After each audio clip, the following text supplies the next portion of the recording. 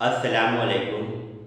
આગળ આજે આપણે હવે આપણા પ્રકરણનો છેલ્લો દાખલો દાખલા નંબર 6 જોઈશું. બરાબર, તો આપણે છઠ્ઠા દાખલાની રકમ વાંચીએ.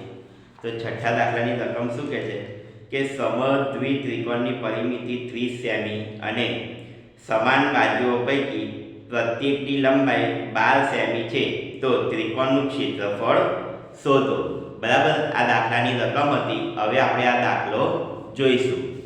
તો દાખલામાં શું કહ્યું છે કે આપણને સમદ્વિ એટલે જે ત્રિકોણની બે બાજુઓ સરખી આપી હોય તેને શું કહેવામાં આવે છે? સમદ્વિ ત્રિકોણ કહેવામાં આવે છે.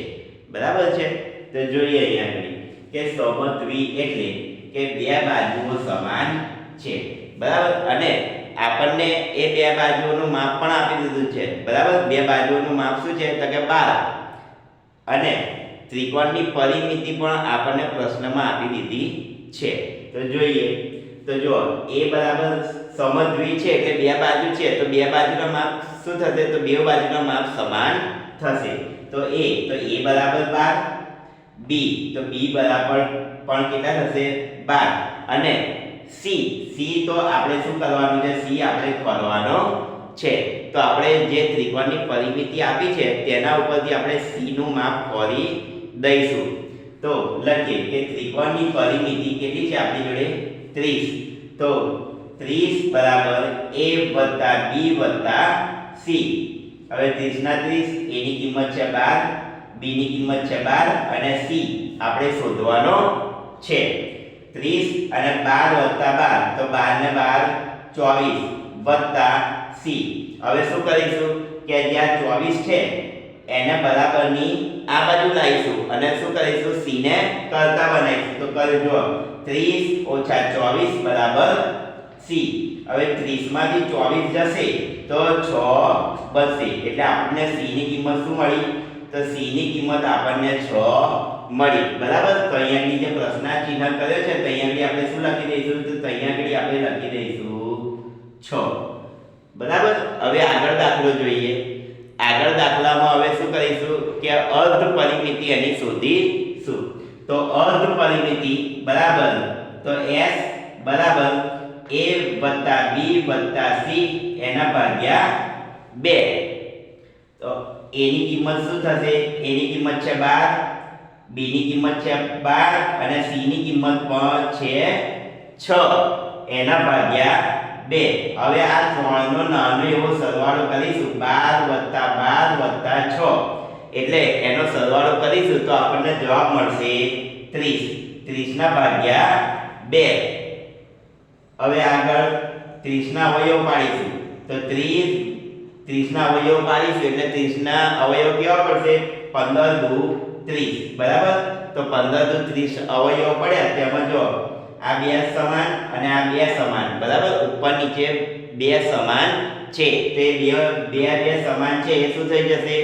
બે કટ થઈ જશે. તો આપણને s ની કિંમત શું મળી? તો s ની કિંમત આપણને મળી 15. બરાબર, હવે આગળ દાખલો જોઈએ.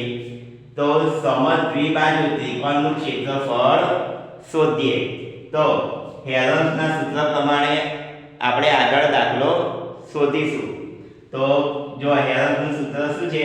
તો કે s વર્ગમૂળમાં s કૌંસમાં s ઓછા a કૌંસમાં s ઓછા b અને કૌંસમાં s ઓછા c. બરાબર, તો હવે આ જે બધા આપણને ચલ આપ્યા છે એ ચલ આગળ આપણે એ પ્રમાણે હવે કિંમત મૂકીએ. તો s ની કિંમત આપણને મળી છે 15. તો આપણે લખીએ અહીંયા આગળ 15.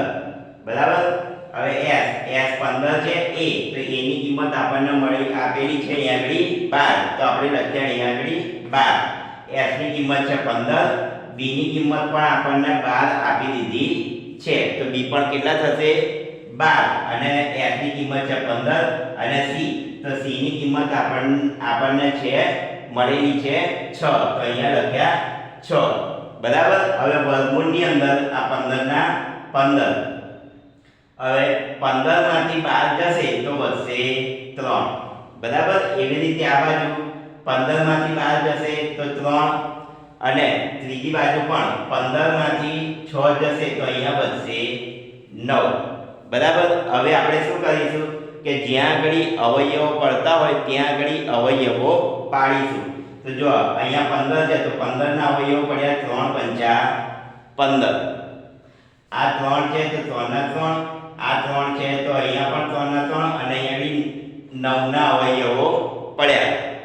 તો 9 ના અવયવો કયા પડશે તો કે 3 ગુણ્યા 3. બરાબર. 3 તારી 9. હવે શું કરીશું કે જે બે ની જોડ બનતી હશે બરાબર એને એ જોડ બનાવી અને આપણે વર્ગમૂળની બહાર એ નંબરને કાઢી લઈશું. તો અહીંયા જો આ 3 અને 3 ની જોડ બને છે બરાબર. અને બીજી વખત આ 3 અને 3 ની જોડ બને છે. તો આપણે આ 3 અને આ 3 એ બંનેને એની બહાર કાઢી દીધા 3 ગુણ્યા 3 અને વર્ગમૂળમાં શું બચશે તો વર્ગમૂળમાં બચશે ખાલી 3 ગુણ્યા 5 એટલે કે 3 પંચા ને 15.